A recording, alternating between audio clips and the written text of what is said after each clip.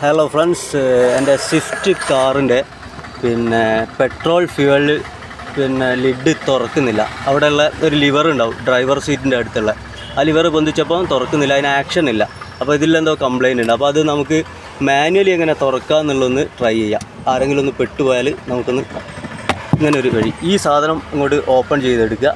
അപ്പോൾ ഇവിടെ ഒരു കേബിൾ കാണാം, ഇത് ആ ലിഡ് ഓപ്പൺ ചെയ്യാനുള്ള വയറാണ്. അപ്പോൾ അതൊന്ന് പിടിച്ച് വലിച്ചു നോക്കുക.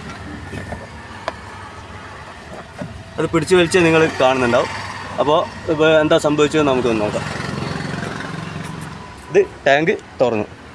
ഇത് ചെറിയൊരു ലിവറാണ്. അപ്പോൾ ഇതിലേക്കുള്ള അവിടെ കണക്ഷൻ പൊട്ടിപ്പോയതോ മറ്റോ ആണ്, അല്ലെങ്കിൽ അതിൻ്റെ സ്പ്രിങ്ങിൻ്റെ ആക്ഷൻ പോയി കാണും. അതുകൊണ്ടാണ് ലിഡ് തുറക്കാതിരുന്നത്. അപ്പോൾ ഇതിങ്ങനെ ഞാൻ തുറന്നു. മാനുവലി തുറക്കാനുള്ള ഒരു ഓപ്ഷൻ കൂടി ഇതിനകത്തുണ്ട്.